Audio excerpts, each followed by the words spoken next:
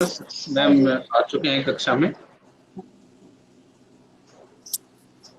Sorry ma'am, आपको थोड़ी असुविधा हुई। It's okay sir, no problem. और हम स्टार्ट कर सकते हैं मैम, सॉरी। हाँ जी, ठीक है। Good afternoon, everybody. So till yesterday we have discussed the DNHE 1 course, which we have done almost 10 and 11 chapters which we're discussing, and for the next you can carry out, and if you have any problems then you can consult with me. Today I have selected one of the chapter which is very important, that belongs to the DNHE 2, and this is the first chapter which actually dependent or associated or about or anything what you can say about the population dynamics and the epidemiology. First of all, I would like to explain about the epidemiology. What is epidemiology? Epidemiology is like the study of bigger generations, like we were discussing yesterday about the generations, and it's about the generation, but yesterday we were discussing about the single person and the family person and about the nutrition only. And epidemiology is a kind of the study which dependent upon the a one endogamous population, actually one endogamous population. Okay, one endogamous population is what, like I really wanted to explain it in better words, like when you study some, like you can take the example of the coronary artery disease, suppose. Okay, and then coronary artery disease is a genetic disease, and the diabetes is also a genetic disease. Like it carries the few harmful or the disease causing genes from one generation to the next generation. Okay, and then there are some factors like socioeconomic factors and some environmental factors, some genetic factors. All these factors are causative agents of the diabetes and the coronary artery disease. You can take the example of any of the genetic disease. I have taken the example of the diabetes and the coronary artery disease. These two diseases are associated, and these two diseases are multifactorial. Multifactorial means what, many factors are associated to cause this disease, like environmental factors and the genetic factors. In the genetic factors, not only one disease, one gene, there are many genes which are correlated with each other and which are faulty. Like you can correlate with the amino acid sequences. Like the DNA is associated, the DNA carries all the genetic information. Triplet codon में वो आती है और एक एक amino acid आती है, तो एक जेनेटिक एक्सप्रेशन होता है। और अगर आपके जीन्स में ही जो इन्फॉर्मेशन है अगर वो फॉल्टी है, तो वो आगे अमीनो एसिड फॉल्टी होते हैं, उसके बाद जेनेटिक एक्सप्रेशन या प्रोटीन की फॉर्मेशन होती है, और जिससे बॉडी बिल्डिंग होती है, तो उस बॉडी में वो जेनेटिक फैक्टर है या जो भी डिजीज है वो फॉल्टी आ जाती है।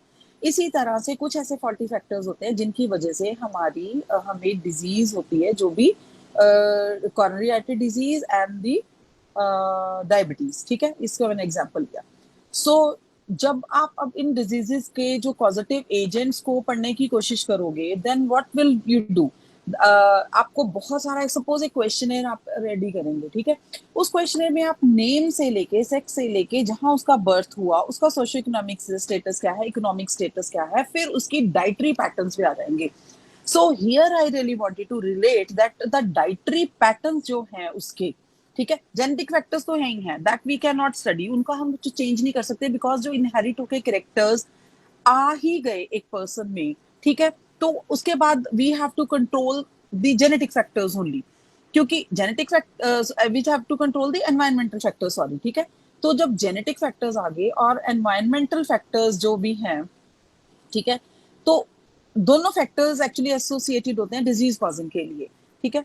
तो जब हम genetic factors, we know that इस बंदे को ये डिजीज है, हम उसकी पॉजिटिव एजेंट्स ढूंढने की कोशिश करते हैं, फिर देन वी सी, हम उसका एक क्वेश्चनर बना के उसके एनवायरमेंटल फैक्टर्स, जब हम उसकी डाइट के रिलेटेड आते हैं, आपको पता है कि diabetes and the coronary artery disease both are related with some sort of the dietary patterns और some sort of the physical exercise. दोनों, मतलब दोनों के दोनों एनवायरमेंटल फैक्टर होंगे, जो आप खा रहे हैं और जो आप फिजिकल एक्सरसाइज कर रहे हैं, ठीक है।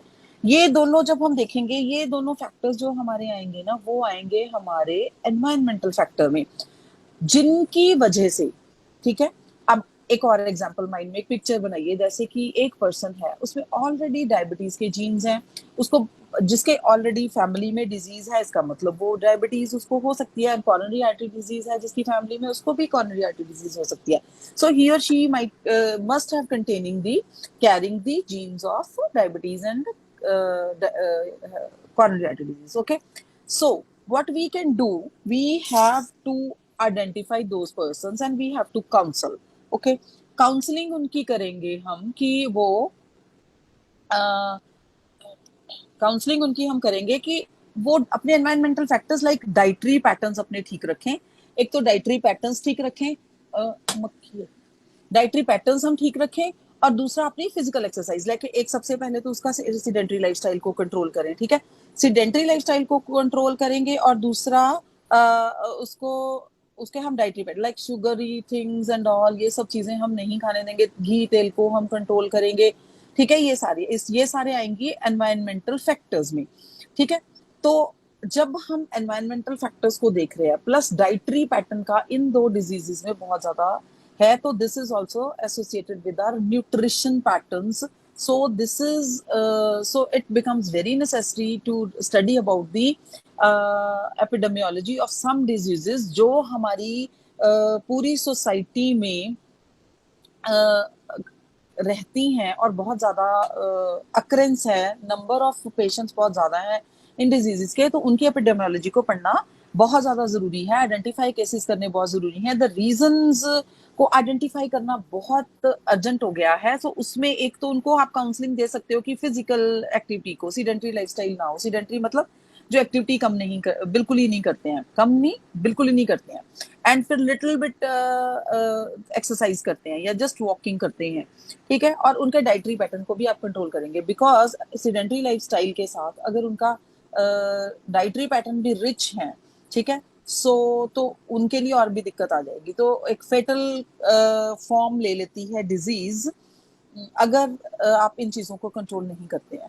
ठीक है, so all this study like एक क्वेश्चनर बनाओ, एक बंदे का आइडेंटिफाई करो, उसके पैटर्न आइडेंटिफाई करो, उसका बर्थ प्लेस से लेके जो उसकी पहले की एक्टिविटीज रही हैं, उसकी ओबेसिटी तो नहीं है, और अगर डाइटरी पैटर्न है तो कौन सा ऑयल यूज करता है, different kind of oils use करता है. ठीक है, एंड अपने खाने में भी, और जैसे सैलेड में ऑलिव ऑयल डाल के ऊपर से खाते हैं या बहुत ज्यादा फ्राइड खाता है, और कौन सा ऑयल यूज करता है, वेजिटेरियन है नॉन वेजिटेरियन है. ठीक है, अगर नॉन वेजिटेरियन है तो कितनी बार उसकी फ्रीक्वेंसी है वीक में. ठीक है, फ्रीक्वेंसी है उसकी वीक में करने की. ठीक है, तो और नॉन वेजिटेरियन की और ऑयल की, और फिर अल्कोहलिक तो नहीं है. ठीक है, अगर अल्कोहलिक है तो कितनी बार और कितना अमाउंट लेता है. ठीक है, अगर एक्सरसाइज करता है, ठीक है, तो वो कितनी एक्सरसाइज करता है, कितने मिनट के लिए करता है, कितनी बार करता है, स्ट्रेनस एक्सरसाइज है तो किस तरह की है, जिमिंग करता है कि नहीं है, फैमिली हिस्ट्री में कितने ब्रदर सिस्टर्स हैं उसके और कितनों को वो डिजीज है, और अगर पेरेंट्स हैं तो पेरेंट्स को डिजीज थी या उसके पेरेंट्स को डिजीज थी, वो सब आपको आइडेंटिफाई करना है. ठीक है, और क्योंकि इस सब स्टडी से ना जब आप क्वेश्चनर ही सिर्फ फिल करोगे ना, तो वहीं पे आपको एक पैटर्न पता चल जाएगा कि इस फैमिली में कहाँ पे किस चीज से ये डिजीज कॉज हो रही है. बिकॉज हर फैमिली और हर कंट्री में या हर शहर में कुछ ना कुछ एक अलग रीजन होगा. किसी को होगी कि वो बहुत ज्यादा लिपिड प्रोफाइल लिपिड ज्यादा खाता है, तो लिपिड प्रोफाइल हाई आ रहा है, तो उसकी वजह से ये डिजीज हो रही है. और कुछ लोग शुगरी चीजें ज्यादा खाते होंगे तो उनको डिजीज हो रही है, और कुछ लोग शुगर ज्यादा खा रहे होंगे और फिजिकल एक्टिविटी भी हो रही होगी तो उनको वो डिजीज नहीं होती होगी. ठीक है, या फिर वो ऑनसेट पे ही रह जाएगी और वो ज्यादा एग्जैजरेटेड सिम्टम्स नहीं शो कर रही होगी. और फिर कुछ ऐसे होंगे जो मीठा भी खा रहे हैं और फिजिकल एक्सरसाइज भी नहीं कर रहे हैं, बिल्कुल दोनों फैक्टर्स आ जाएंगे. सो जब आप एक क्वेश्चनर माइंड में बनाओगे, ठीक है, और उसमें आप काफी सारे लोगों को रिक्रूट करोगे, ये एक तरह का प्रोजेक्ट होता है, एक तरह की स्टडी होती है. ठीक है, आपने क्या करना है कि कुछ लोग केसेस ले लेने हैं. केसेस मतलब कोई भी एक डिजीज माइंड में लेके चलिए कि आपने डायबिटीज ले ली, और कुछ ऐसे लोग लेने हैं जिनको डायबिटीज नहीं है. ठीक है, उनको हम कंट्रोल्स कहेंगे, और उसी रीजन से, ठीक है, उसी रीजन से इसलिए लेना बिकॉज हमारे लिए बहुत बहुत बड़ी इंपॉर्टेंट चीज है कि जो हम केस भी ले रहे हैं और कंट्रोल भी ले रहे हैं ना, वो सिमिलर एनवायरनमेंट में ही रह रहा है. ठीक है, सिमिलर एनवायरनमेंट में रहते हुए ही वो एक को डिजीज है एक को नहीं है. और हम ये देखेंगे कि अगर मेल है इतनी ही एज का, जैसे 45 ईयर्स का एक मेल ले लिया, तो 45 ईयर्स का एक मेल लेंगे जो कि कंट्रोल होगा, जिसको ये डिजीज नहीं है, इसकी पूरी फैमिली में डिजीज होगी, और जो कंट्रोल है उसकी पूरी फैमिली में डिजीज नहीं है। और अगर हाँ उसकी फैमिली में डिजीज थी कंट्रोल में, और कंट्रोल में डिजीज नहीं है, अब जो आपने पर्सन रिक्रूट किया है।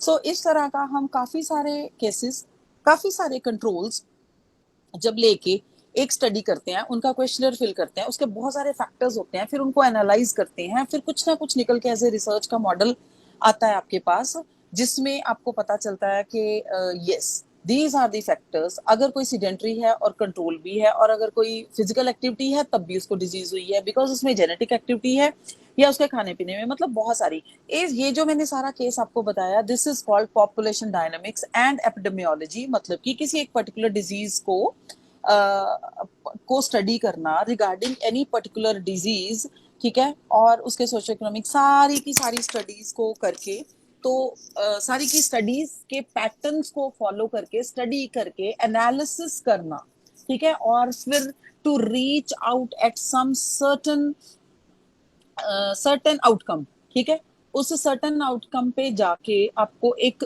एक बाद में एक चीज को कुछ ना कुछ कंक्लूड करना, एक कंक्लूजन पे पहुंचना, ठीक है। ये एक नहीं होता, 50-50, 100-100, 200-200 लोगों को रिक्रूट करना पड़ता है, जो डिजीज है जो डिजीज नहीं है, इट टेक्स टाइम। फिर उनके पैटर्न है, फिर कुछ बायोकेमिकल टेस्टिंग है, फिर उनके टेस्ट को भी कंपेयर करना पड़ता है, फिर उनकी मेडिसिन को भी कंपेयर करना पड़ता है कि मेडिसिन के साथ नहीं है। अब आप समझ में होंगे कि बहुत सारे फैक्टर्स हैं। जब ये हम स्टडी करते हैं और के कंक्लूजन पे निकलते हैं, पूरा एक रिसर्च करते हैं और पूरे एक उस पे निकलते हैं, तो उसको फिर हम कंक्लूड करते हैं, तो फिर हमें उस स्टडी को, ये सारी चीजें जो पॉपुलेशन डायनामिक्स है एंड पॉपुलेशन, या फिर इसको आप एपिडेमियोलॉजी कहते हो, ठीक है, दिस इज कॉल्ड एपिडेमियोलॉजी, ठीक है, अबाउट द स्टडी। अब इसमें क्या है, इसके कुछ ऑब्जेक्टिव सेट करने पड़ेंगे आपको, जिसमें आपको ये देखना पड़ेगा कि कुछ लेवल्स या कुछ ऐसे ट्रेंड्स जो मैं आपको बता रही हूँ, जब आप लेंगे पैरामीटर्स के, सपोज आप फिर सपोज इंडिया में करना चाहते हैं, बाहर करना चाहते हैं, या फिर कंपैरिजन करना चाहते हैं एक रीजन का फिर किसी दूसरे रीजन के, फिर वहां से, मतलब इट एंटायरली डिपेंड्स अपॉन कि भी आप यहाँ पे और किसी और के साथ वहां के लोगों के केस कंट्रोल लेके यहाँ की स्टडी को केस कंट्रोल से कंपेयर करना चाहते हो, फिर देखते हो कि एक रीजन में, एक एरिया में इसमें फर्क क्या है। बिकॉज अगर आप देखो पंजाबी को, if you start comparing with the south Indians, ठीक है, तो साउथ इंडियंस के साथ क्या होता है पंजाबीज का, कि पंजाबीज की थोड़ी डाइट रिच है, ठीक है, दे टेक डालडा, देसी घी एंड ऑल, ये सब वो लेते हैं, ठीक है। लेकिन क्या साउथ इंडियन का क्या है, वहां पे कोकोनट ऑयल ज्यादा है, ठीक है, नारियल तेल, तो उसके बेनिफिट्स होते हैं। तो मे बी कुछ ऐसी चीजें हैं आपको मिलेंगी जो वहां के लोगों में नहीं होगी, ठीक है, वहां की पॉपुलेशन में नहीं होगी, यहाँ की पॉपुलेशन में होगी, और वो एपिडेमियोलॉजिकल स्टडीज में वहां में कुछ फैक्टर्स आएंगे जो बेनिफिशियल होंगे, यहाँ के कुछ नेगेटिव होंगे, और मे बी यहाँ पे भी कुछ फैक्टर्स होंगे जो पॉजिटिव होंगे, और वहां पे भी कुछ फैक्टर्स ऐसे होंगे जो वहां पे पॉजिटिव होंगे। सो ये तो जब आप स्टडी एपिडेमियोलॉजी और पॉपुलेशन के डायनेमिक्स देखेंगे, उसके बाद रिसर्च को, जो आप पैरामीटर स्टडी करेंगे, उसके बाद एक एनालिसिस करेंगे, उसके बाद एक कंक्लूजन पे बात आएगी। I am just giving you an example, ठीक है। तो हमने कैसे लेके चलना है, हमने तो वो डिजीजेस लेके चलनी है जो डाइटरी पैटर्न से रिलेटेड है। तभी मैंने एग्जांपल लिया डायबिटीज का और कॉरोनरी आर्टरी डिजीज का, बिकॉज ये दोनों ही कुछ मीठा खाने से और कुछ लिपिड प्रोफाइल ज्यादा होने से इन ये सारी की सारी डिजीजेस होती हैं। तो हमने डाइटरी पैटर्न देखे हैं, and what we can do with those patients, we can counsel to be physically active and to be physically active and to control the dietary patterns, and we can provide some good kind of a diet schedules and dietary schedules and dietary patterns plus diet restrictions। आप ये सारे words आप use कर सकते हैं उनकी diet planning में, specifically जो डिजीज है और जो हेरिडिटरी डिजीजेस है, ठीक है। सो हमने देखना है कि मैरिजेस, बर्थ्स एंड ऑल सारे वाइटल इवेंट्स भी वो कितने अटेंड करते हैं, मतलब ये आपकी बुक में दिया हुआ है, ये सारा का सारा डाइट पैटर्न से है कि ऐसे ऐसे लोग देखो, वो that's what happened that whenever you plan for your diet, ठीक है। आपका एक डाइटरी पैटर्न बना होता है, डेली का डेली होता है, बट अगर कोई फंक्शन आ जाता है, कोई बर्थडे पार्टी आ जाती है, and go to attend that party because social gathering है, you have to go, but वहां जाके आप देखोगे कि आपका सारा का सारा पैटर्न खराब हो जाता है। So what should you do, ठीक है। आपको क्या करना पड़ेगा, आके अपना, क्योंकि अब खाना है और जाना भी है, ठीक है। But after that you should guide that you should make, अगले दिन का वो जो कल आपने खाया उसकी मील प्लानिंग डिफरेंट तरीके से होगी और आपकी फिजिकल एक्सरसाइज का पैटर्न भी बदलेगा। You have to do some strenuous exercises. अगर आपने बहुत मीठा, बहुत तला हुआ और बहुत जंक फूड खा लिया है, देन आपको बहुत कंट्रोल करना पड़ेगा। नेक्स्ट डे आप बहुत लाइट फूड लीजिए, ठीक है, बहुत ही लाइट फूड लीजिए, एंड एक्सरसाइज का पैटर्न बढ़ाइए, मेडिटेशन का पैटर्न बढ़ाइए, so that you can control that over eating of one day. But ठीक है, एंड देन कुछ वाइटल स्टैटिस्टिक्स हमारी एशियन कंट्रीज में है, जिनमें आपका है कि एक एक ये डिपेंड करता है दूसरा कि डाइटरी पैटर्न और जो एपिडेमियोलॉजी में हमारे इंडिया में खासकर क्या है कि डेथ एंड बर्थ रेट का बहुत रिलेशन है, ठीक है। टोटल पॉपुलेशन का रिस्क भी हमें फिर देखना है कि अगर इस एरिया में इतनी टोटल पॉपुलेशन है और उस पे कितने बीमार हैं और कितने उसमें क्या है, उससे पता क्या पता चलता है, उस पे रेशियो पता चलती है आपको, ठीक है। अगर आपने डिजीज, एक्चुअली अब आप थोड़ा सा डिफरेंट पैटर्न पे आइए, डीएनएचई है, फर्स्ट जो यूनिट था डीएनएचई 1 ऑल न्यूट्रिशन था, लेकिन अब हमने क्या लेके चलना है, ओवरऑल सोसाइटी को लेके चलना है, जिसमें कि बहुत ज्यादा लोग हैं और कितने लोग बीमार हैं, किस तरह की डिजीजेस हैं, सो दैट अगर आप उस एरिया में, उस एक सोसाइटी में रहते हैं, उस एक रीजन में रहते हैं, ठीक है, उस एक कंट्री में रहते हैं, देन आपको वो सब पैटर्न देख के चलने पड़ेंगे कि yes this is the pattern, ऐसी सी चीजें हैं।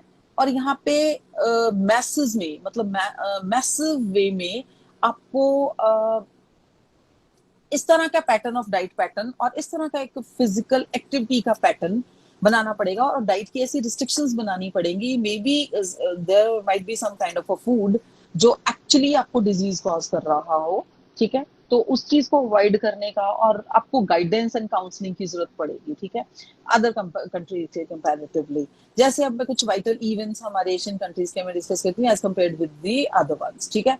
डेथ रेट का, बर्थ रेट है अदरवाइज, और हमारे क्या है इंडिया में, कंपेयर करने की जरूरत ही नहीं है, because number 1 is the China and the India is the second one birth rate में, ठीक है। अब क्या है कि अगर आप इनकी वाइटल चीजें भी, अगर आप कैसे कहाँ से अगर आप कलेक्ट करोगे, अगर आपको ये सारी एपिडेमियोलॉजिकल स्टडीज करनी है, आपको देखना पड़ेगा, डिफरेंट काइंड ऑफ ऑर्गेनाइजेशंस की हेल्प लेनी पड़ेगी, लाइक आपको जाना पड़ सकता है सेंसस डिपार्टमेंट के पास, एंड ये मैं डिफरेंट पैटर्न से भी कह रही हूँ कि अगर आपको वैसे भी कलेक्ट करनी है तब भी ऐसे डिपार्टमेंट्स के पास जाना पड़ेगा, अगर आपको कोई रिसर्च स्टडी करनी है तो एथिकल गाइडलाइंस किसी भी डॉक्टर हॉस्पिटल के साथ आप करिए, और ये आपका पार्ट बनने वाला है। ये दिस इज अ वेरी, ये मैंने चैप्टर इसलिए चूज किया था, मैं I really wanted to tell you that DNHE 1, 2 and 3 में तो आपको सिर्फ पढ़ के एग्जाम्स देने हैं, but DNHE 4 is one of the research project जिसमें आपको इस तरह का या किसी और तरह का प्रोजेक्ट, कोई और तरह की डिजीज केस कंट्रोल्स या ऐसा कुछ भी ले लीजिए, स्टडीज में ले लीजिए, डाइटरी पैटर्न देखने हैं, वो that would B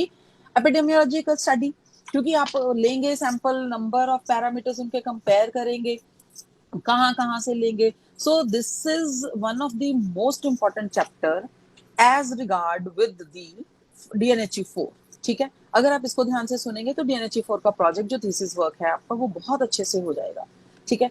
and then आप कहीं से भी डेटा कलेक्ट कीजिए, सेंसस है, सेंसस वालों के पास होता है, पॉपुलेशन रजिस्टर्स के पास होता है, सैंपल रजिस्ट्रेशन स्कीम, मतलब डिफरेंट डिफरेंट है, नेशनल सैंपल सर्वेज हैं, हेल्थ न्यूट्रिशनल रिकॉर्ड्स हैं, स्पेशल सर्वेज हैं, और डिजीज रजिस्टर्स भी हैं, जिसमें आपको ये सारी मिल जाती है। बट हाँ, इसमें क्या है कि एथिकल इशू आ जाता है जब आप कहीं से कोई भी डिजीज का डेटा या कोई किसी का भी कोई भी डेटा लेते हैं, not the disease, the control ones like me, why should I give my information to anybody? Like he is asking for my the date of birth, he is asking about my weight, he or she is asking about my height, waist, hip ratio, BMIs, मेरे खाने पीने का, मेरे physical activity का, obviously सारी की सारी personal things जब आप रिवील करते हैं किसी के लिए, तो बट एथिकल इश्यूज बहुत इन्वॉल्व हो जाते हैं, ठीक है। And then you have to, if you want to wish or wish to research something about the some research, जो भी आपने एक हाइपोथेसाइज लिया। हाइपोथेसाइज होता है जब आप कुछ सोचते हैं कि मुझे ऐसे करना ऐसे करना, इसमें शायद ये निकल आए। जब आप मन में एक प्लान बना के चलते हैं सिर्फ, तो वो होता है हाइपोथेसिस। फिर आप उस हाइपोथेसिस को लेके ऑब्जेक्टिव सेट करते हैं। ऑब्जेक्टिव सेट करते हैं, वो वही एपिडेमियोलॉजिकल ऑब्जेक्टिव्स आ जाते हैं, जिसमें आप सोचते हो कि अच्छा ये होता है, ये होता है, क्योंकि आप उस पर पढ़ेंगे, एक रिव्यू लिखेंगे कि इसमें क्या क्या क्या क्या होता है। उसके बाद आप ऑब्जेक्टिव सेट करेंगे। When you set up some objectives, तो उसकी अपनी स्टार्टिंग भी करनी है। फिर एक मटेरियल एंड मेथोडोलॉजी फॉलो करेंगे। मटेरियल एंड मेथोडोलॉजी में सबसे पहले तो क्वेश्चनरी आ जाएगा कि आपने क्या करना है। ठीक है, क्वेश्चनरी में आप क्वेश्चन सेट करेंगे, which I have already told you. तो यहाँ से ये स्टडी शुरू हो जाती है। This is what you are going to do in your DNHE4 project में। ठीक है, अब आपको सारी की सारी ये बात फिर वहां पे ये इसलिए आ जाती है कि आपको किसी की पर्सनल इंफॉर्मेशन को कहीं रिवील नहीं करना। उसके लिए आप क्या करते हैं, जो मेन बात होती है, जब आप किसी का कोई डेटा लेते हैं तो उसका नाम जो है वो एक सिंपल छुपा के रख दिया जाता है, उसके ऊपर एक कोड लगा दिया जाता है। सो वो कोड सिर्फ आप लोगों को पता होता है, ताकि कोई ये देखे तो वो रिवील ना कर पाए कि ये इस फलाना फलाना बंदे की इंफॉर्मेशन है। So these are something ethical. ठीक है, तो एथिकली जब भी आप किसी चीज को करते हैं तो आप लेके इस तरह से। अब सबसे बड़ी बात है, अब हम क्या करते हैं, अब अगर पॉपुलेशन स्टडीज के ऊपर आइए, सबसे पहले आप बर्थ रेट को कैलकुलेट करना शुरू करेंगे। बर्थ रेट कहीं का कैसे भी होता है। बर्थ रेट को number of births in a year in a given area में आप लेंगे। फिर एस्टिमेटेड मिड पॉपुलेशन लेंगे, मतलब एक एवरेज पॉपुलेशन डिवाइड कर देंगे उससे, जो नंबर ऑफ बर्थ्स है इन गिवन एरिया, और डिवाइडेड मल्टीप्लाई करेंगे 1000 से। तो इस हिसाब से आपका birth rate, crude birth rate आ जाएगा। ठीक है, उससे आपको पता चल जाता है कि इस एरिया की पॉपुलेशन क्या है। ठीक है, ये तो आपका वैसे तो एपिडेमियोलॉजिकल स्टडी से इसका कोई मतलब नहीं है, बट अगर आप पढ़ रहे हैं, अगर आपको किसी डिजीज का एस्टिमेट लगाना है कि बर्थ रेट और डेथ रेट से ज्यादा क्या है, ठीक है, डेथ रेट ज्यादा है या बर्थ रेट ज्यादा है, उस हिसाब से आपको पॉपुलेशन का सर्वाइवल रेट पता चल जाता है। उसमें डिजीज की कैपेसिटी पता चल जाती है, डिजीज का पैटर्न पता चल जाता है। ठीक है, और लाइफ का पैटर्न पता चल जाता है, और एवरेज लाइफ के ईयर्स पता चल जाते हैं कि for how many years a person can survive in this particular area. Then you analyze the things that because of this particular, then you start working on the reasons. जब आप किसी चीज को एनालाइज कर लेते हो ना कि यस ये बर्थ रेट है, ये डेथ रेट है, अब बर्थ रेट कम है, डेथ रेट ज्यादा है, तो एवरेज जो सर्वाइविंग लिविंग पॉपुलेशन होगी दैट शुड, वो कम होनी शुरू होगी सर्वाइवल। ठीक है, तो फिर आप रीजंस देखो कि क्यों है बर्थ रेट कम। क्या फीमेल्स की डाइटरी पैटर्न्स पे खराबी है, या उनकी एज फैक्टर कम है कंसीविंग का, या कुछ और रीजन है। और अगर बर्थ रेट बहुत ज्यादा है और डेथ रेट कम है, ठीक है, तो पॉपुलेशन बहुत ज्यादा इंप्रूव होनी शुरू हो जाएगी। देन यू कैन सी कि अच्छा ये इनका डाइटरी पैटर्न कैसा है कि ज्यादा लोग सर्वाइव करते हैं। मतलब in any of the way you can plan, और हर तरह की स्टडी व्हेन यू प्लान, तो आपको एक पैटर्न निकल के आ ही जाता है किसी एक एरिया, किसी एक स्टडी के, किसी भी एक स्टडी जो प्लान की होती है उसकी प्रोबेबिलिटी के कुछ ना कुछ रिजल्ट्स, कुछ ना कुछ आउटकम आ जाती हैं। उन आउटकम्स को आप एनालाइज करके then you reach to some conclusion. Conclusion होती है जो हाइपोथेसिस आप स्टार्टिंग में करते हैं, एंड देन कंक्लूड आप एंड में करते हैं, after planning, after epidemiological studies, after मतलब following the ethical issues, after taking the cases and controls, after taking the so many research parameters, after analyzing those research parameters, ठीक है, analysis के बाद फिर आप किसी कंक्लूजन पे पहुंचते हैं। सो this is a kind of epidemiological about the population study. ठीक है, पॉपुलेशन ही स्टडी आपको करनी पड़ेगी सो दैट आप नाउ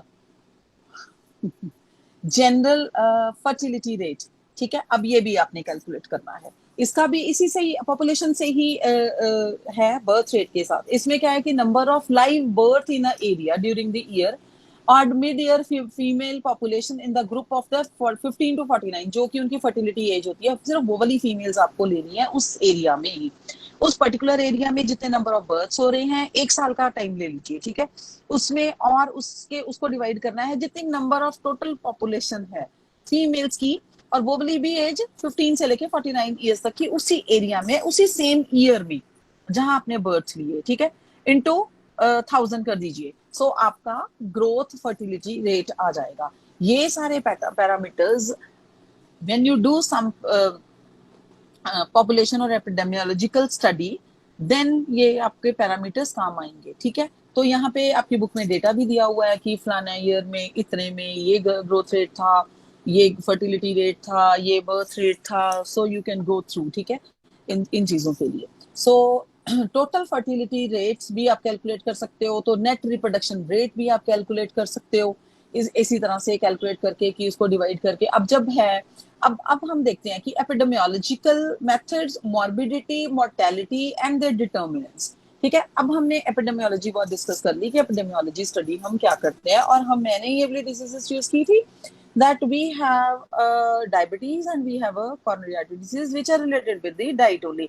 ऐसे तो एनीमिया ले सकते हैं, pernicious एनीमिया ले सकते हैं, ऐसे तो आप प्रोटीन मेल न्यूट्रिशन वाले पर्सन ले सकते हैं। ठीक है, ऐसे आप प्रेग्नेंट लेडीज दे सकती हैं जिनकी डाइटरी पैटर्न्स बिल्कुल ठीक नहीं, और ऐसे ले सकते हैं जिनके डाइटरी पैटर्न्स बहुत ठीक हैं, और उनके बच्चों की भी हेल्थ जब आफ्टर बर्थ होता है, आप फॉलो करोगे पूरे 9-10 मंथ्स, जब बर्थ होता है तो देखोगे कि अगर इसकी डाइट ठीक थी, उसके बच्चे की हेल्थ कैसी है, उसका डिलीवरी का पैटर्न कैसा था, सिजेरियन हुआ या नॉर्मल हुआ। एंड देन अगर आपको ऐसी आप फीमेल्स को पैटर्न फॉलो कर रहे हैं फॉर 9-10 मंथ्स, लाइक जिनका डाइटरी पैटर्न अच्छा नहीं था, they were like from the low economic socio economic group से थी, तो उनके जब बर्थ होता है तो उनके बच्चों का पैटर्न दे सकते हो। ऑब्वियसली आप क्लियर कट एक हाइपोथेसाइज करके चलोगे जिनका डाइटरी पैटर्न ड्यूरिंग प्रेगनेंसी अच्छा नहीं था, वो मदर्स गुड लैक्टेटिंग मदर्स भी नहीं हो सकती, और उनके बच्चों की डाइट की वजह से उनकी हेल्थ भी थोड़ी सी कॉम्प्रोमाइज्ड भी हो सकती है, या नियर टू नॉर्मल होगी या एवरेज हेल्थ वाले होंगे। बट जो गुड न्यूट्रिशन लेंगी उनके बच्चे हमेशा हेल्दी होंगे। ठीक है, तो अगर हम इसकी वजह से हम मॉर्बिडिटी क्या होता है जब कोई मरते हैं, ठीक है, मोर्टेलिटी एंड देयर डिटर्मिनेंट्स, इनके डिटर्मिनेंट्स क्या है। ठीक है, अगर आप पैटर्न कोई भी फॉलो करते हैं, उनके डिटर्मिनेंट्स क्या है, क्रूड डेथ रेट आपको देखना पड़ेगा which we have already discussed.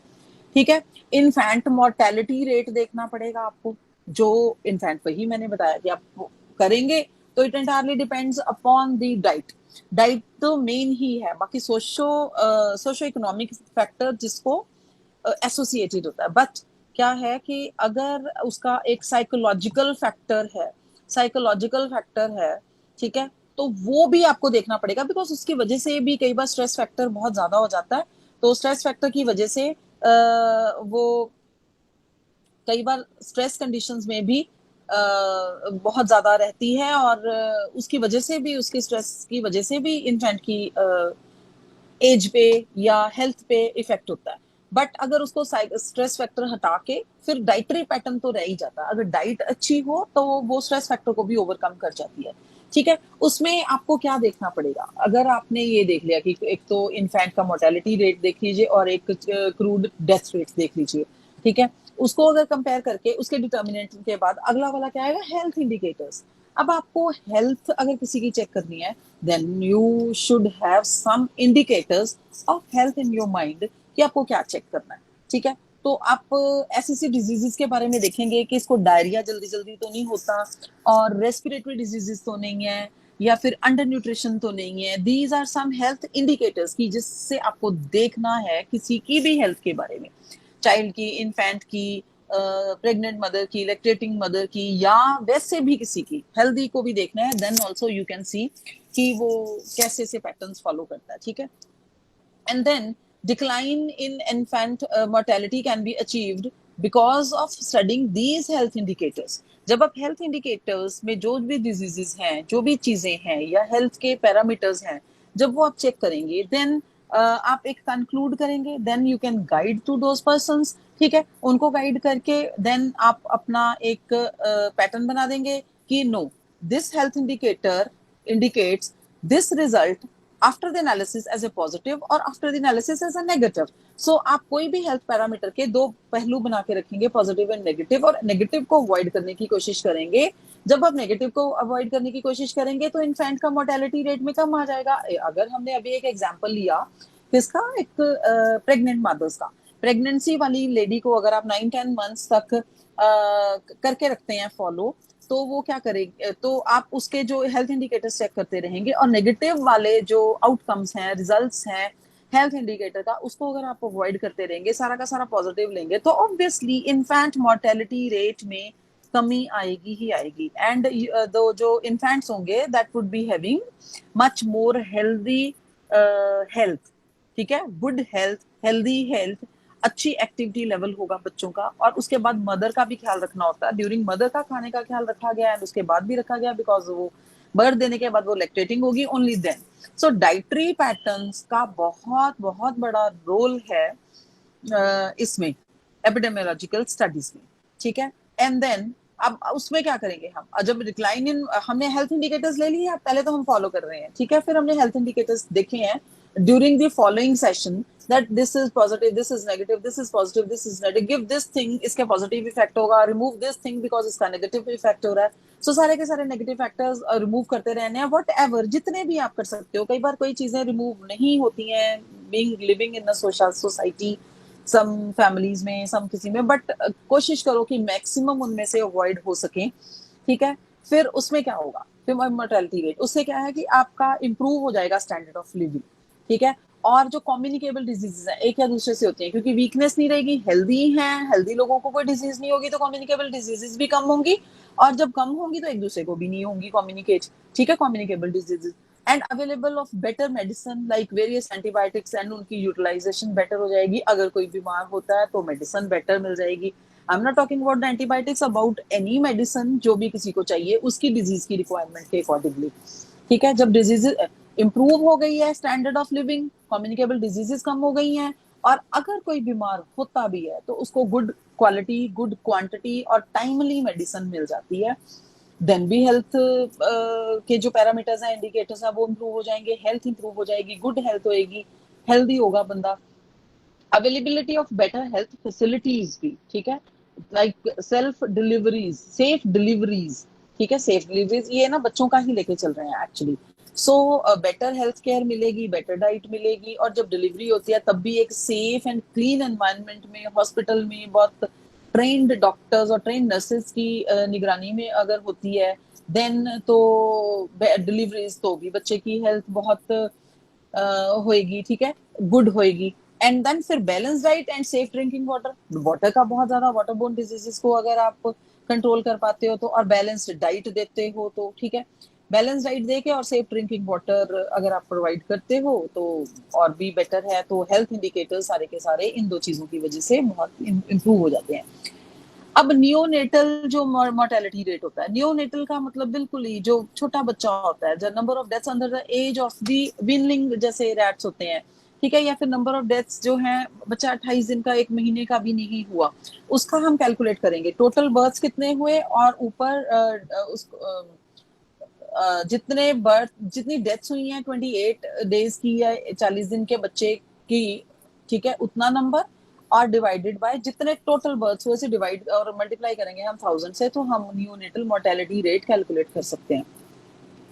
Is this नहीं, और जो पेरीनेटल मोर्टेलिटी रेट है वो भी same, like late foetal deaths हैं, स्टिल बर्थ्स होते हैं, मतलब बच्चा अंदर से ही स्टिल पैदा हुआ है, और प्लस जितनी डेथ्स हुई हैं 1 वीक में इन्फेंट की, ठीक है, अगर उसका वेट 1 किलो ही था तो, और डिवाइड करेंगे आप टोटल जितने बच्चे जिंदा पैदा हुए हैं, और प्लस स्टिल बर्थ जितने भी स्टिल बर्थ हुए हैं उनको प्लस करके डिवाइड करेंगे, तो आपके पास पेरीनेटल मोर्टेलिटी रेट आ जाएगा, ठीक है। ये सारा का सारा सीधी सीधी सी मैं आपको बताती हूँ कि ये सारी चीजें हैं जो पेरीनेटल मोर्टेलिटी है, ये भी complication of mother during pregnancy and delivery के कारण होती हैं, और कॉम्प्लिकेशन होती है प्लेसेंटा के साथ, या फिर डिसऑर्डर्स हो जाते हैं कुछ ना कुछ इन्फेंट में। वो अगर जेनेटिक नहीं है तो एनवायरमेंटल होंगे जो कि कंट्रोल किए जा सकते हैं, या फिर डाइटरी पैटर्न की वजह से होंगे, या हेल्दी डाइट नहीं मिल रही है, वो भी कंट्रोल की जा सकती है। You can provide good environment and stress-free environment and good health, good food, and then these things could be controlled. ठीक है. You may, however, remember the following main cases like low birth rate नहीं होना चाहिए. ये सारी चीजों को हमने avoid करना. What we are discussing to avoid these things. Like एक तो low birth rate ना हो, injury ना हो during birth बच्चे को भी और mother को भी, and congenital malformations ना हो. ठीक है. वो तो खैर थोड़ी जेनेटिक होती हैं, सो इसको स्टार्टिंग में ही देखा जाता है। आजकल तो बहुत ज्यादा टेक्निक्स आ गई हैं, डायग्नोस्टिक टेक्निक्स हैं, एंड इन्फेक्शंस ना हो आफ्टर बर्थ, बिकॉज बच्चे में क्या होता है कि जब तक बच्चा पैदा होता है तो 4 मंथ्स तक एक तो कोई एंटीबॉडीज नहीं होती है, इसीलिए तो सिर्फ मदर का मिल्क प्रेफर किया जाता है, outside milk sources and water बिल्कुल भी नहीं दिया जाता, ताकि कोई इन्फेक्शन ना हो। इवन आफ्टर बॉइलिंग, ठंडा करने के बाद आपके बर्तनों में कुछ, बिकॉज जब जब इन्फेंट है तो उसमें आईजीजी, आईजीजीएम, ये सब एंटीबॉडीज भी बहुत लेटेस्ट स्टेज पे बननी शुरू हो जाती है आफ्टर फ्यू मंथ्स। तो जब बच्चा होता है तो उसको एक क्लीन एनवायरनमेंट, क्लीन कपड़ों में क्लीन कपड़े पहनाए जाएं, क्लीनिंग वाटर का भी ख्याल रखा जाए, और पानी उसको देना नहीं होता, मदर मिल्क पे ही वो सरवाइव करता है। सो इन चीजों को, इन्फेक्शंस को अवॉइड करने के बहुत सारे पैरामीटर्स का ख्याल रखना पड़ता है, मदर की हेल्थ का भी इवन ख्याल रखना पड़ता है, मदर की क्लीनिंग का भी, क्योंकि बच्चे ने मदर से ही फीड लेनी होती है।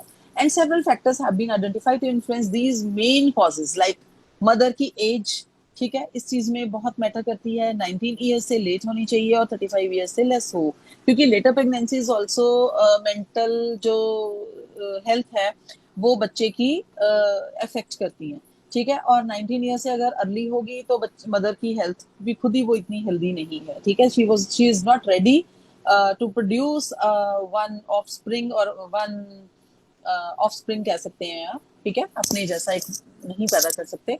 स्पेस बिटवीन द प्रेगनेंसी की, जल्दी जल्दी प्रेगनेंसी नहीं, एक बच्चे के और दूसरे बच्चे के बीच में एटलीस्ट 3 इयर्स का डिफरेंस होना चाहिए।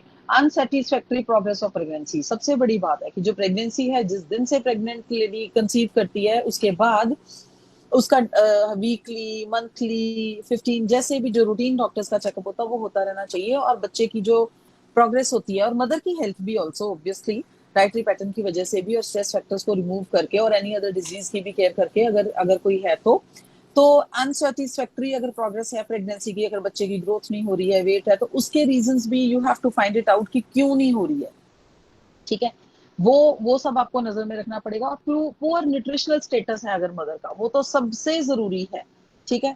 तो लो socio economic status of a mother, क्योंकि वो लो सोशो इकोनॉमिक स्टेटस की अगर है तो ऑब्वियसली इकोनॉमिक प्रॉब्लम्स होंगी, तो पुअर न्यूट्रिशनल स्टेटस होगा ही होगा। So we have to take care, because आजकल जो ये डिस्पेंसरीज हैं जो सरकारी हैं, वहां पे आयरन की, कैल्शियम की, ये सब फ्री मिलती हैं, और भी बहुत सारी चीजें हैं, मिल्क पाउडर है। बाद में भी जब बच्चा होता है तो डिलीवरी में काफी कुछ government is doing some very good, so तभी तो मोर्टेलिटी रेट इंप्रूव हो रहा है, बिकॉज ऐसी रिसर्च होती है, एपिडेमियोलॉजिकल स्टडीज होती हैं, तो गवर्नमेंट कुछ ना कुछ स्टेप्स ले ही लेती है to cover all this mortality rate को डिक्लाइन करने के लिए, ठीक है। Lack of availability of the non utilization and health services, एक ये होता है कि अगर आपको कोई बहुत गुड हेल्थ सर्विसेज अवेलेबल ही नहीं है, मदर चेकअप के लिए जा ही नहीं पा रही है, या डायग्नोस्टिक नहीं हो रहा है, टाइमली अल्ट्रासाउंड नहीं हो रहा है, ग्रोथ नहीं चेक हो रही है बेबी की, ठीक है, या फिर अवेलेबल ही नहीं है, या फिर है तो उनको यूटिलाइज नहीं कर रहे हैं because of less educational level. Sometimes लोग एजुकेटेड नहीं होते हैं ना, तो वो लोग जाते ही नहीं है, आपके आसपास चीजें अवेलेबल हैं, वो जाएंगे ही नहीं, यूटिलाइज ही नहीं करेंगे हेल्थ सर्विसेज को। सो वैसे केसेस में भी फिर थोड़ा सा दिक्कत आ जाती है मदर को भी और बच्चे की हेल्थ को भी। Improper delivery and non qualified birth attendance, अब ये भी बहुत बड़ी प्रॉब्लम है कि डिलीवरी जो हुई है वो भी इम्प्रॉपर हुई है, और जो बर्थ करवा रहे थे, जिन्होंने बर्थ देने में, डिलीवरी कराने में डॉक्टर्स या जो नर्सेस थी, अब डॉक्टर या नर्सेस तो क्वालिफाइड होती हैं, कुछ ऐसे लोगों की प्रेजेंस में बर्थ दिलाया गया है जो नॉन क्वालिफाइड थे, ठीक है। तो वैसे भी दिक्कत आएगी उसमें, इन्फेक्शन के चांसेस, या मदर की हेल्थ को, बच्चे की हेल्थ को, और बहुत सारी मल्टी कॉम्प्लिकेशंस हैं, वो ऐसी आ सकती हैं, ठीक है। तो सेंसिटिव इंडिकेटर्स ऑफ द है जैसे care during pregnancy, natal care, care during delivery, post natal care, care, इस तरह की केयर्स है, जैसे कि केयर ड्यूरिंग प्रेगनेंसी है, नेटल केयर है, केयर ड्यूरिंग डिलीवरी है, पोस्ट नेटल केयर है, केयर आफ्टर बर्थ, ठीक है। तो इस चीज को आप ध्यान में रखिए, 3 तरह की चीजें खासकर प्रेग्नेंट लेडीज के लिए, ठीक है, प्रेग्नेंट लेडीज के लिए, और आफ्टर डिलीवरी भी मदर की और बच्चे दोनों की केयर के लिए, so that we can remove so many factors, अगर हम केयरफुली इस तरह से चलते हैं, दिस टाइप की एपिडेमियोलॉजी और पॉपुलेशन स्टडी करते हैं, फैक्टर्स को रिमूव करते हैं, नेगेटिव फैक्टर्स को। In the developed countries the prenatal mortality is high, ठीक है, perinatal is high, attempts are being made to control this mortality. मतलब पेरीनेटल अगर डेवलप्ड कंट्रीज में हाई है तो वो उसको मोर्टेलिटी रेट को कंट्रोल कर रहे हैं। डेवलपिंग कंट्रीज में क्या है कि infant mortality rate during the first year, 1 साल में ही बच्चा हेल्दी नहीं पैदा होता, उसको कंट्रोल करते रहते हैं, बट 1 साल में ही वो सरवाइव नहीं कर पाता, वो बहुत ज्यादा हाई है। तो वो ज्यादा से ज्यादा क्या है, जब बच्चा पैदा हुआ है तो इसका मतलब अगर वो कम भी पैदा हुआ है ना, तो डाइट के बेसिस पे ना, अगर हम गुड डाइट भी कराए ना, तो उसकी हेल्थ को इम्प्रूव किया जा सकता है। एक तो मदर की केयर नहीं हुई, दूसरा बच्चा भी हेल्दी पैदा नहीं होगा ऑब्वियसली, अगर मदर की केयर नहीं हुई है, डाइटरी पैटर्न्स के बिहाफ पे मैं कह रही हूँ। बट अगर बच्चा हो गया तो उसको अगर हेल्दी नहीं भी था ना, then you can improve his और her health with the diet. But फिर आफ्टर डाइट भी, आफ्टर बर्थ भी उसकी कंट्रोल नहीं हुई है, तो क्या करते हैं कि उसकी 1 ही साल में डेथ हो सकती है। ठीक है, बट इसका मतलब उसका डाइटरी पैटर्न बाद में भी नहीं देखा गया, बाद में भी उसको कंट्रोल नहीं किया गया। तो इसमें क्या है कि पोस्ट नेटल जो मोर्टेलिटी रेट है वो क्या है कि उसी तरह से जितने लाइव बर्थ्स हुए हैं और जितने मतलब इनफैंट जल्दी जिनकी डेथ हो जाती है, और टोटल लाइव बर्थ्स और डिवाइडेड मल्टीप्लाई करते हैं 1000 से, तो ये रेट कंट्रोल हो सकता है। ठीक है, टॉडलर मोर्टेलिटी रेट भी यही हो जाता है। टॉडलर का होता है कि 1 to 4 ईयर्स के बीच में जितनों की डेथ होती है। मतलब आपको ये देखना है कि 1 मंथ के बीच में कितने बच्चों की डेथ होती है, वहां कितने लाइव मतलब कितने बच्चे पैदा हुए थे और 14-28 दिन में कितने मर गए, फिर 1 साल से 4 साल के बीच में कितने मर गए। ठीक है, तो ये सारे मोर्टेलिटी रेट्स हैं।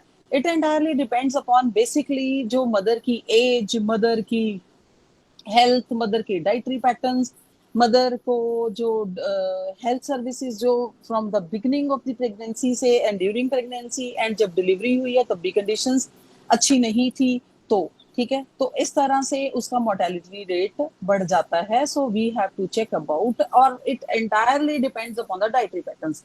ठीक है, सारी की सारी डाइटरी पैटर्न के ऊपर है, और डाइटरी पैटर्न से मदर की हेल्थ को भी, प्रेग्नेंट लेडी की हेल्थ को भी और बच्चे की हेल्थ को भी कंट्रोल किया जा सकता है। ग्रोथ रेट, ठीक है, ग्रोथ रेट कैसे देखते हैं हम, जितने भी लाइव बर्थ हुए प्लस नेट माइग्रेंट्स कितने थे, ठीक है, माइनस डेथ्स ड्यूरिंग कितनी हुई, और डिवाइडेड बाय मिड ईयर की जितनी टोटल पॉपुलेशन है। तो हमने लाइव बर्थ्स और डेथ्स को और जितनी टोटल पॉपुलेशन उससे डिवाइड करके मल्टीप्लाई करिए आप 1000 से, तो ये रेट कैलकुलेट हो जाएगा। और उसके बाद हमने ये सारी पॉपुलेशन की जो सेंसेस एंड ऑल ये सब इस तरह से किया जाता है, तभी हम एपिडेमियोलॉजी एक जनरेशन एक पर्टिकुलर एरिया में मेंटेन करके रख सकते हैं। एंड अब है नेचुरल इंक्रीज रेट। अब इंक्रीज रेट कैसे होगा, ठीक है, अगर आपका बर्थ रेट किससे होगा, क्रूड डेथ रेट से ज्यादा होगा तभी इंक्रीज होगा। बर्थ ज्यादा हुए, डेथ रेट कम है, तो नंबर ऑफ पर्सन ऐड होंगे, तो हमारी नेट इंक्रीज हो जाएगी। अब सेक्स रेशियो भी कंप्लीट अगर आपको कैलकुलेट करनी है तो वो भी आपको देखनी पड़ेगी, कितनी फीमेल्स हैं कितने मेल्स हैं इन पर्टिकुलर एरिया एक पर्टिकुलर टाइम में, वो आप डिवाइड करेंगे तो वो सेक्स रेशियो आ जाएगी, मेल अपॉन फीमेल्स या फीमेल अपॉन मेल्स, कुछ भी। ठीक है, अब लाइफ एक्सपेक्टेंसी, ये वर्ड्स, ये डेफिनेशंस आप याद रखिए, ये सारी चीजें आपको पेपर में, ये जो जितने भी मोर्टेलिटी रेट्स हैं किस तरह से है, नेट रेट्स है, इनमें आ सकते हैं 2-2 नंबर में, एक नंबर में, डेफिनेशंस में या विद लॉन्ग आंसर्स में, तो फिर इसके साथ रिलेटेड और पैरामीटर्स आपको डिस्कस करने पड़ सकते हैं। And all this is very much necessary for the DNHE4। I have already told you life expectancy at a birth, जैसे average number of years of a new born baby can be expected to live with the existing schedule of the mortality, and life expectancy at given age कैसे calculate करते हैं, the average number of additional years of a person would live from given time। ठीक है, एक time पे आप देखते हैं कि अब यहाँ से ये कितने जिएगा, फिर उसके वहां से आप कंसिडर करते हैं कि अब इतने साल जिया, considering the existing pattern of the mortality. ठीक है, जो ऑलरेडी एग्जिस्टिंग पैटर्न है कि इतने साल में मर जाते हैं, इतने साल में, फिर आप एक बंदा देखेंगे अब ये इतने साल तक पहुंच गया है कि यहाँ पे एवरेज एज डेथ की इतनी है, तो एक बंदा उस एज तक पहुंच गया है, फिर आप वहां से उसकी लाइफ एक्सपेक्टेंसी का देखना शुरू करेंगे कि अब इस एज पे पहुंच के ये कितने साल जीता है। वो जितने भी ज्यादा साल जिएगा तो वो उसकी लाइफ एक्सपेक्टेंसी होगी। ठीक है, तो लो बर्थ रेट का भी आपको पता चल गया है, लो बर्थ रेट है, कैसे लो बर्थ रेट को कैलकुलेट किया जाता है। ठीक है जी, ये अब क्या है कि इस यूनिट में हमने एक फर्टिलिटी मोर्टेलिटी रेट्स पढ़े हैं, इंपॉर्टेंस है planning of effective health services को स्टडी किया है। ठीक है, अब हमें ये पता है कि 1 to 4 years या 28 days तक का कैसे बच्चों की एज को कैलकुलेट करना है। ठीक है, और आपको ये सारे words like antenatal census, congenital, crude, gestational, neonatal, ठीक है, वाइटल, ये सारी चीजें आपको डेफिनेशंस इनकी याद रखनी पड़ेंगी। ठीक है, so let's finish here with this chapter epidemiology. We'll continue with some other chapter.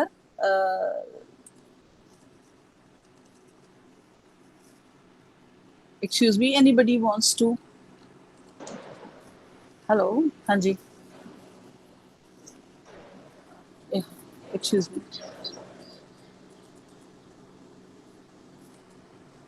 कोई लर्नर अगर मैडम से पूछना चाहता है तो कृपया पूछ सकती हैं।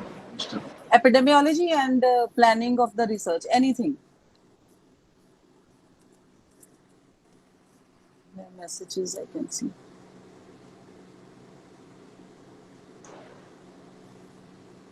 Okay, thank you ma'am. Thank you ji, thank you sir, thank you. और बाकी हम चर्चा करते हैं मैम। ठीक है जी, ठीक है।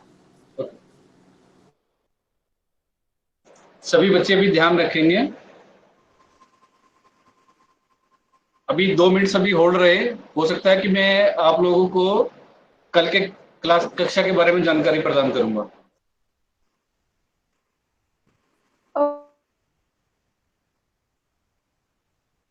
Okay sir.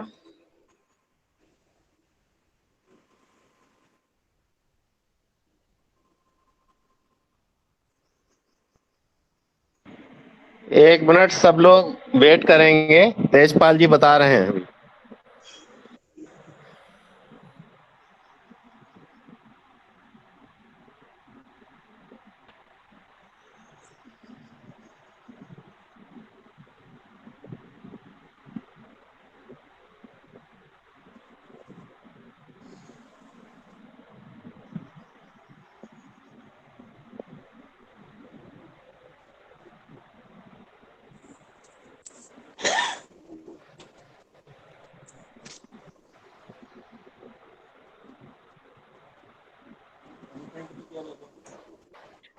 डियर नलर, कल भी कक्षा रहेगी और लिंक सेम रहेगा। जो आप लोग को लिंक है अभी आपके पास, अब लिंक सेम रहेगा और कल हम 5 बजे उन्हें मिलेंगे। डॉक्टर नूरुल हमारे असिस्टेंट डायरेक्टर। नहीं, everybody please take care, note down that at what time, Tejpal ji? Same time? Same time sir, 5 से 5 At 5 there will be another class of this. Please attend, and the link will be the same tomorrow. Okay? So have a nice day. Thank you everyone. Sir एक बात पूछनी थी। जी बताइए पूछिए। Sir practical 3 होंगे? जी हाँ, practical तो आप मैडम से कल मालूम कीजिएगा, प्रैक्टिकल कितने होंगे, कब होंगे, मैडम आपको बताएंगी। अभी सर ने क्लास शुरू होने से पहले हाँ, बताया कि बिल्कुल। प्रैक्टिकल की डेट चेंज हो गई है, 15 हो गई है, तो ठीक। मेरे को आइडिया नहीं था वो प्रैक्टिकल्स भी अलग अलग होंगे। प्रैक्टिकल नहीं है, वो प्रोजेक्ट है। प्रोजेक्ट है ओके। हाँ। आपके में प्रोजेक्ट है, प्रैक्टिकल नहीं है आपके में। आपके में तो जो है, जो प्रोजेक्ट है उसकी लास्ट डेट जो है अब जून में हो गई है। ठीक है, 15 जून। तो सर ये आप हमने जो हमें असाइनमेंट्स मिली हुई हैं उसमें सेक्शन बी जो प्रोजेक्ट का दिया हुआ है वही उसी के लिए है या कुछ और है? ये और है, आपको प्रोजेक्ट भी तैयार करना है ना, हमें एक असाइनमेंट डीएनएसी में का। असाइनमेंट्स जो आई उनमें सेक्शन बी प्रोजेक्ट ही है, वही सबमिट करने हैं या कुछ और आएगा? आपके पास प्रोजेक्ट गाइड आई कि नहीं आई? नहीं आप सर। अपनी प्रोजेक्ट गाइड प्लीज पढ़ लें, just go through that project guide and you will find there each and everything के किस टॉपिक पे आपको प्रोजेक्ट एक तैयार करना है। उस प्रोजेक्ट को तैयार करके आपको वो जो है वो दिल्ली भेजना है। करेक्ट ओके तेजपाल जी, मैं सही कह रहा हूँ? हाँ, इसमें थोड़ा सा संशोधन है। हाँ, तो डीएनएचई 4 है आपके पास, डीएनएचई 4 का एक बार अच्छी तरीके से इसको गो थ्रू कर लें, अच्छी तरीके से पढ़ लें उसको। हाँ, आपका जो सिनॉप्सिस है वो आपके जो कोऑर्डिनेटर महोदय होते हैं या वहाँ पे जो काउंसलर होते हैं उनके माध्यम से अप्रूव होता है। और उसके बाद जो आप प्रोजेक्ट बनाते हैं वो सारा का सारा तैयार करके आपको स्टडी सेंटर, और स्टडी सेंटर के बाद वो सीधा दिल्ली जाता है। और नहीं तो इसकी आप तो डायरेक्ट अपलोड भी कर सकते हैं, उन्होंने लिंक दिया है। अभी प्रोविजन कुछ चेंज भी हो सकते हैं। अभी आज हाँ। कुछ एक प्रोग्रामों की आज जानकारी आ गई है, और आपके कार्यक्रम की भी शायद अगले 1 या 2 दिन में जानकारी उपलब्ध हो जाएगी।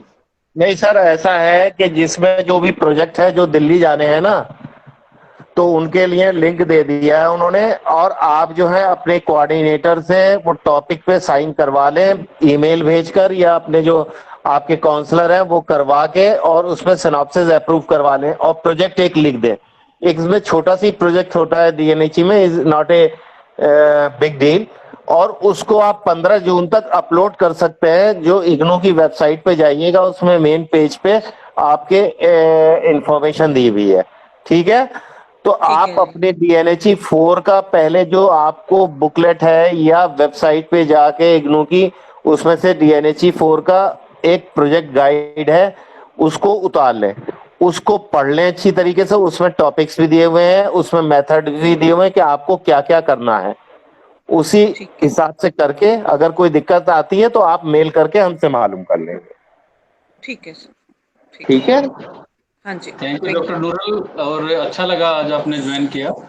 जी जी, और थैंक कोई यू। बच्चा अगर पूछना चाहें, आज तो हमारे बीच में हमारे असिस्टेंट डायरेक्टर उपलब्ध हैं। आप नहीं लोग सर, अपनी मैं फेसबुक पे भी रहता हूँ, आप देखते होंगे मैं दिन में जो फेसबुक पे होती हैं।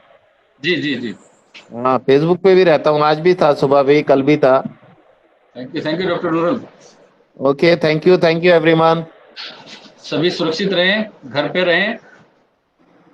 और भाई हम सब लोगों को तेजपाल जी का भी शुक्रिया करना चाहिए। Thank you sir.